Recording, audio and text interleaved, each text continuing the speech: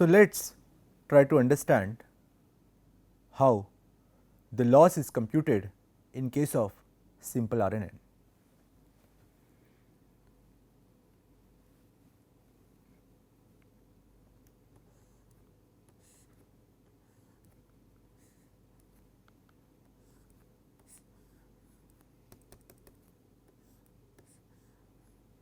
So, let us say this is our RNN. I am omitting the ith symbol here, because we are just taking it one sequence at a time.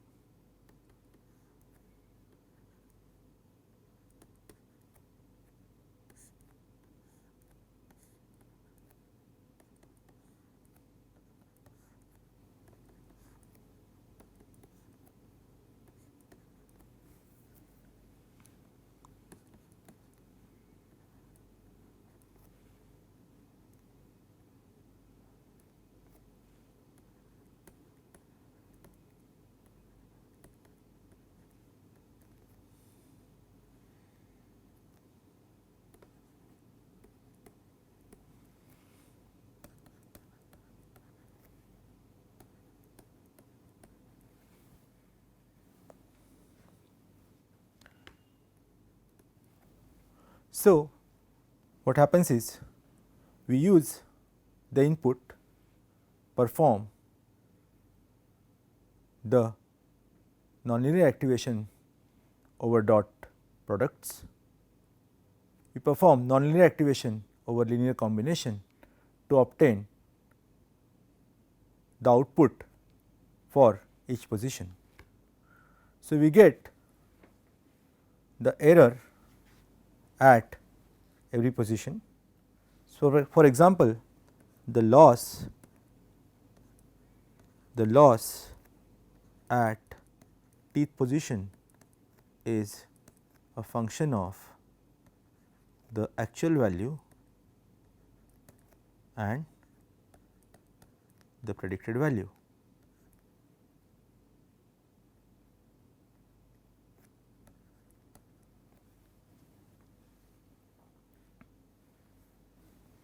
So, in case of classification, we can use cross entropy loss,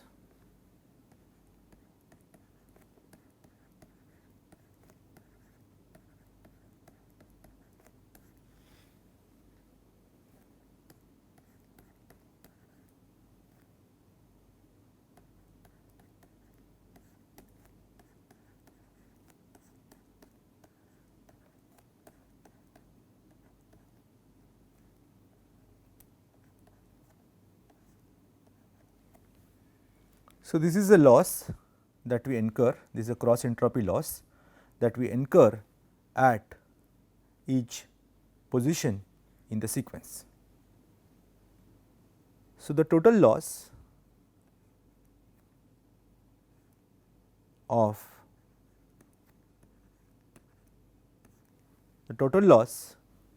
due to the prediction can be obtained simply by summing across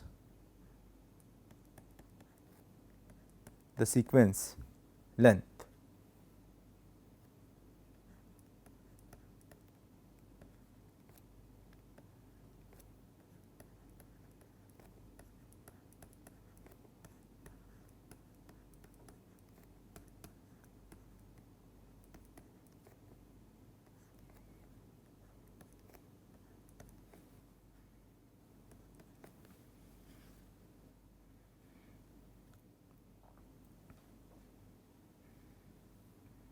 So, we obtain this loss at each position, and in order to calculate the gradient of the loss with respect to the input, what we do is we use an algorithm called backpropagation. So, in case of RNN, it is called as backpropagation through time or BPTT. So, you can see that the output over here is actually dependent on output over here, which is dependent on this and this. The output over here is dependent on the input and the output of the previous state. So, each of these outputs over here are through this link dependent on each of the input variables and the outputs of all the previous states. So, we use back propagation through time to calculate the weights that minimize this particular loss. A few minutes ago in this session, we said that simple RNNs suffer from vanishing gradient problem, and we also said that there is a neat trick that was used to make changes in the architecture so that vanishing gradient problem can be addressed. So, let us look at the modified RNN architecture that takes care of vanishing gradient problem. It is called as LSTM or long short term memory. So, beginning with our simple RNN,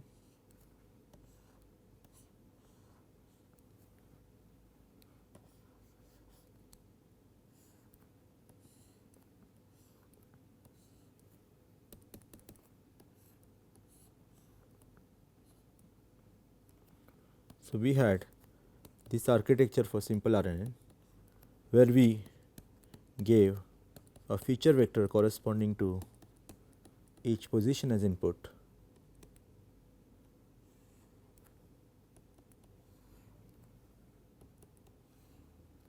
and we obtained output for each layer.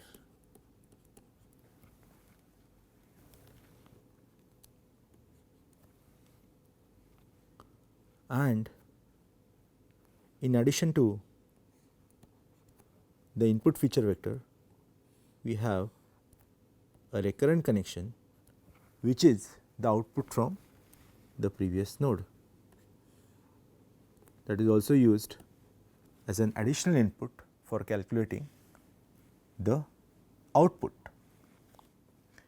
In order to solve the vanishing gradient problem faced by the simple RNNs, because they cannot really remember information from some previous node. So, we add a provision to carry information from previous node and use that as an additional input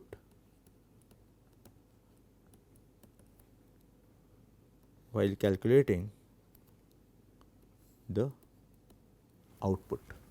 So, now in case of simple RNN, we just had the input vector of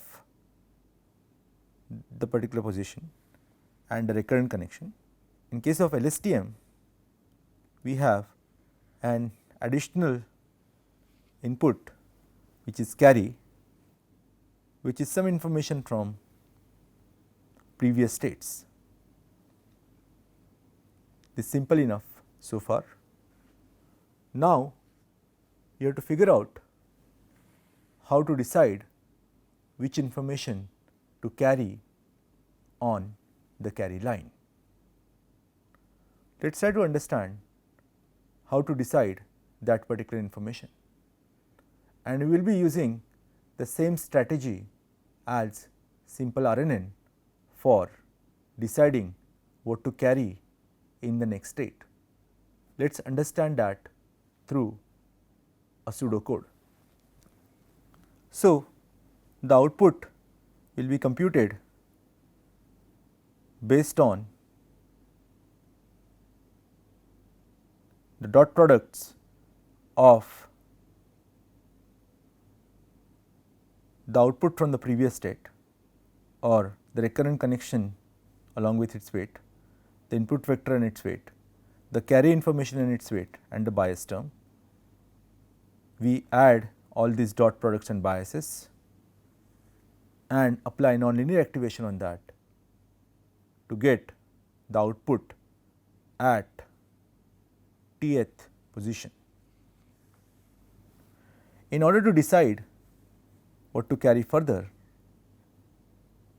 we define 3 different nonlinear activations on some dot products. So, we define the first output I underscore t, which sums up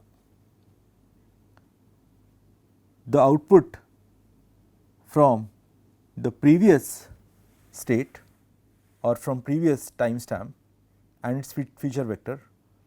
Then this is a linear combination or this is a dot product between the feature vector of that position and its weight and the bias term. F underscore t is calculated by applying nonlinear activation on the dot product between the output of the previous state and its feature vector and dot product between the feature vector and its weight vector and the bias. K underscore t is again calculated in the same manner.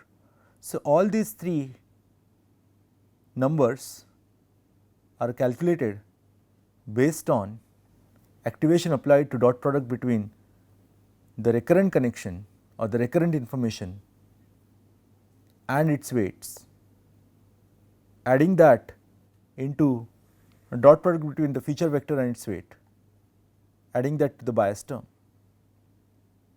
And the way we decide the next carry is by multiplying I underscore t with k underscore t and c underscore t with f underscore t. C underscore t is the carry coming in and this is the formula for deciding the carry for the next stage.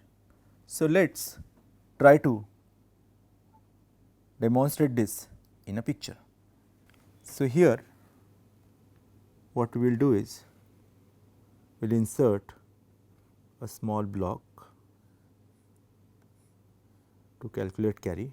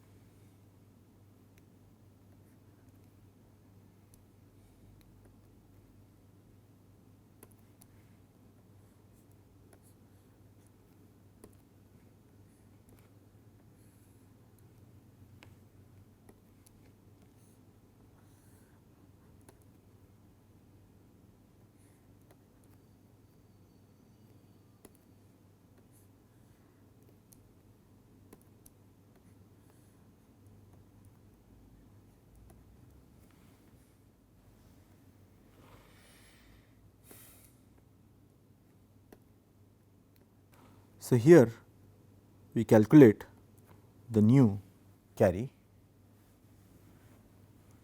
and that carry is passed on the carry line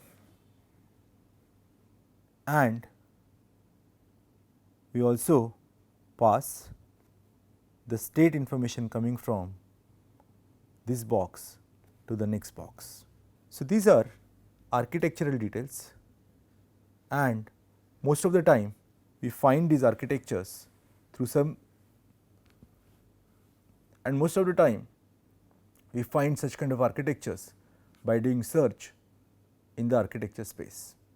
The details of how to do this search is beyond scope of this course, and what we will do now is we will take this LSTM model and try to use this in practice to solve some of the problems related to text and time series forecasting.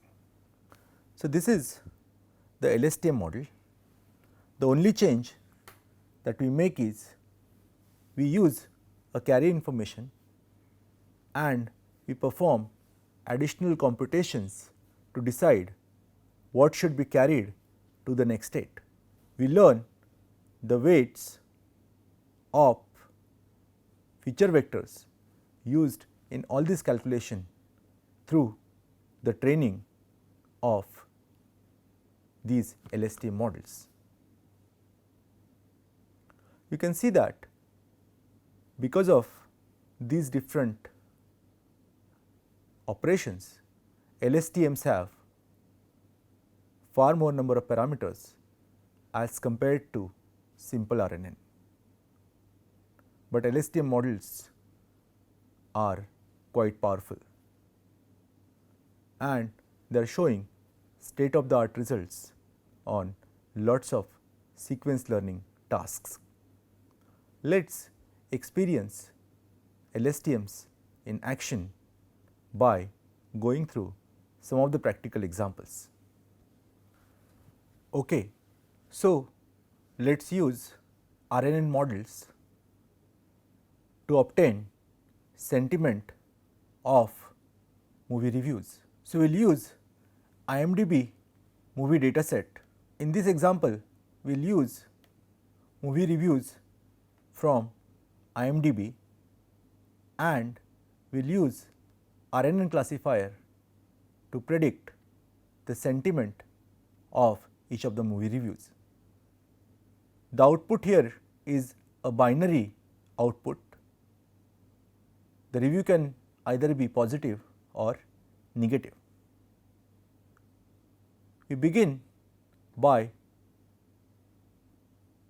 importing the necessary libraries and downloading the movie review dataset using TensorFlow datasets. This dataset comes with an inbuilt subword tokenizer. After downloading the dataset, we will shuffle the dataset and we use padded_batch function to obtain the training dataset where each sequence has a fixed length. We also used padded_batch method to obtain the test dataset. Let us come to the model creation part. We are going to use RNN models over here. Here we use a bidirectional model on top of LSTM. The bidirectional wrapper propagates the input forward and backward through the RNN layers and then concatenates the output. This helps RNN to learn long range dependencies. You can see that the rest of the part is pretty familiar to you because we have used it again and again multiple times in this course.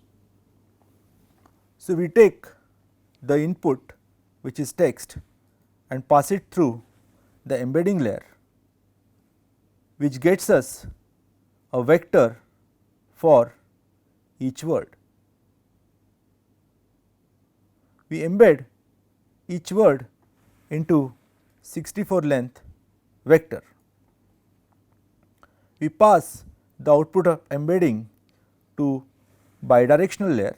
So, the output of bidirectional layer is passed to a dense layer with 64 units, and we use ReLU as an activation function.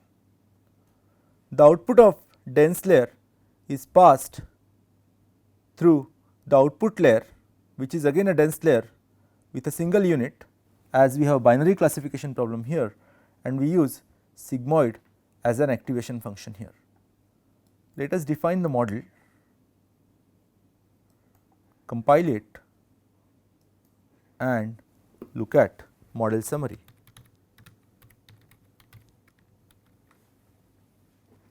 So, you can see that embedding outputs 64 numbers and the bidirectional LSTM outputs 64 numbers for each direction, forward 64, backward 64. So, concatenation of that results into output containing 128 numbers. The dense layer outputs 64 numbers, as we are using 64 units here, and the final layer outputs a single number. Let us look at this architecture through the illustration. So, we start with text.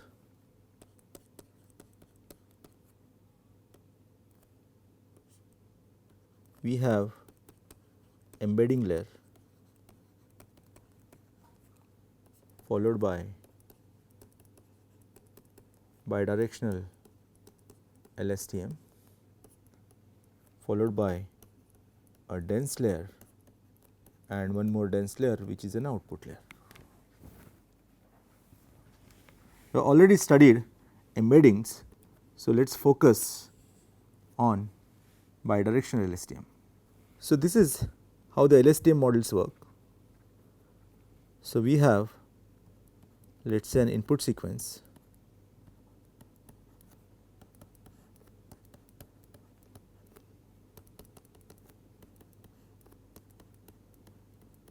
of length t.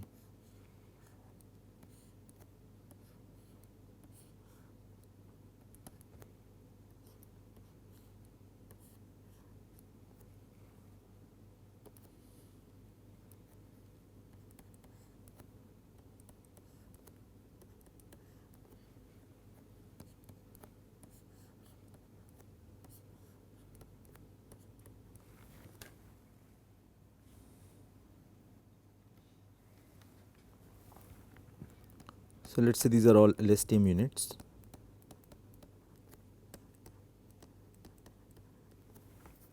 So, here we are passing the recurrent connection in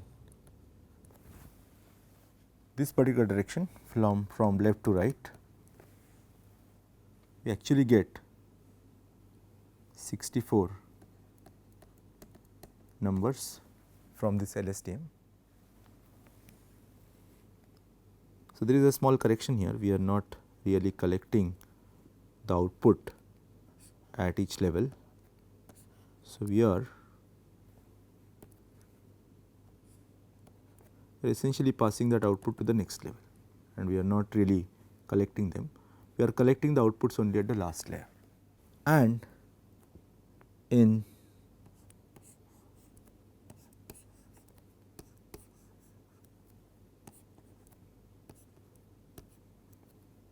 bidirectional thing,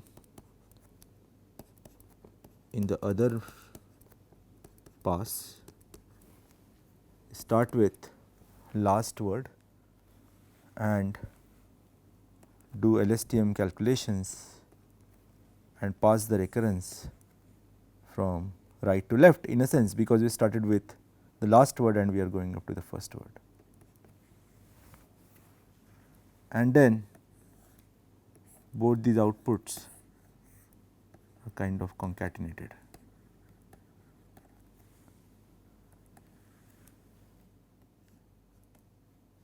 And we get 128 units from this. So, we start with LSTM model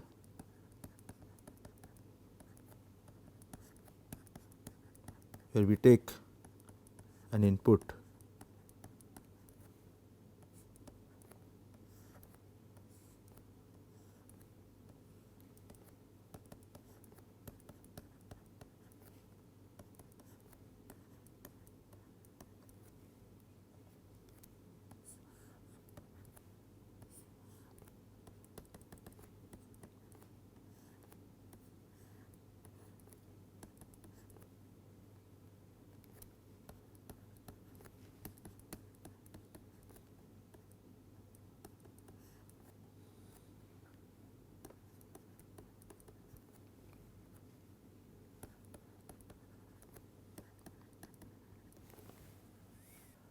so we have LSTM model that outputs 64 number for input at each position.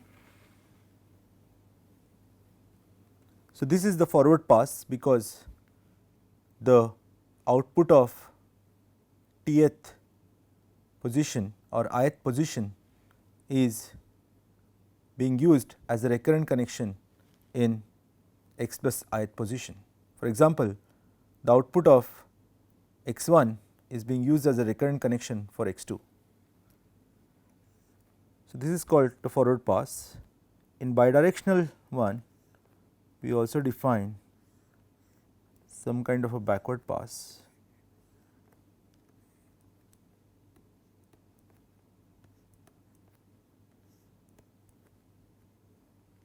where we start the activation where we pass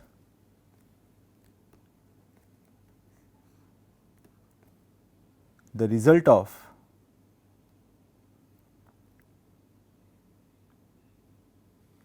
ith node to I minus 1th node as a recurrent connection. For example, for the second position, the output of the second position will be passed back to the first position and will be used as a recurrent input.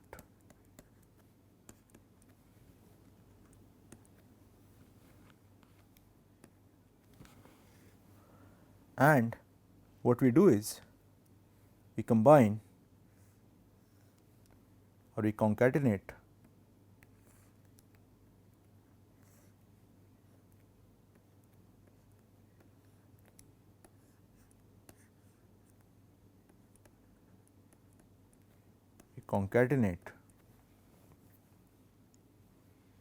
the outputs of, let us say, at first position the forward pass and the backward pass. So, since here we are outputting 64 values each, the concatenation outputs 128 values. So, we perform this concatenation at each position. For example, these two will get concatenated, or these two will get concatenated, and each one of them will output 128 numbers. And these 128 numbers are passed to dense layer, which has got 64 units.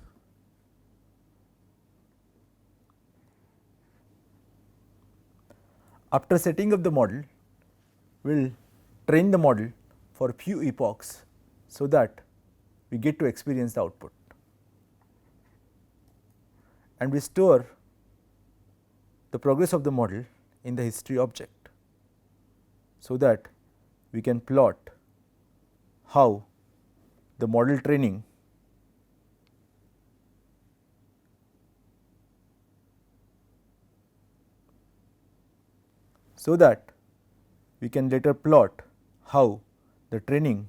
progressed. The training usually takes longer to complete because we are trying to train on a large data set. So, as a homework, you should go through the training process and check out the results on the test set. So, you can use the evaluate function on the model and obtain the test loss and the training loss. If the prediction has probability greater than 0.5, we mark it as a positive review, otherwise we mark it simply as a negative review. So, we will also check out how the model performance affects when we give sample text without padding and with padding. Ideally,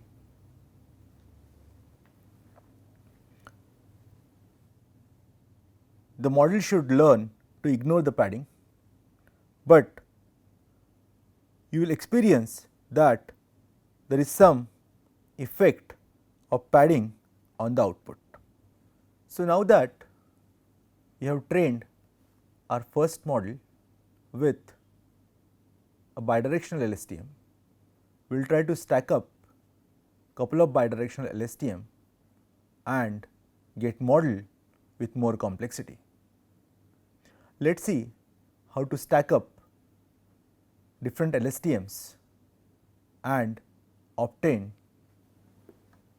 the model with more capacity. So, here we define the first bidirectional LSTM model. Here we put return sequence is equal to true, so that we get output from each node. Each LSTM outputs 64 numbers in each direction. So, the concatenation that happens in bidirectional LSTM will result into 128 numbers coming out of this particular layer. The second bidirectional LSTM will contribute to 64 numbers that will be passed into another dense layer, followed by an output layer.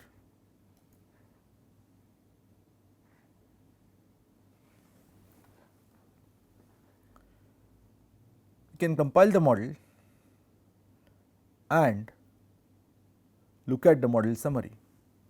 At this point, I would encourage you to stop the video and print the model summary and look at the number of parameters for each of the layer and also look at the output shape of each of the layers.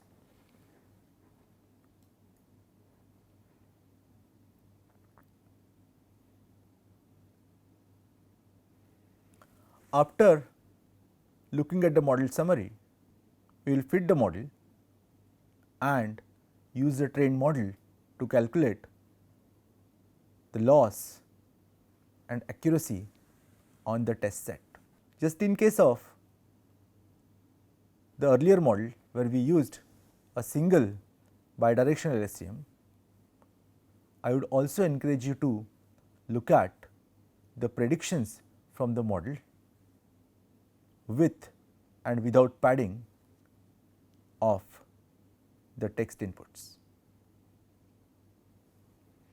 So, this is the first example where we used bidirectional LSTM for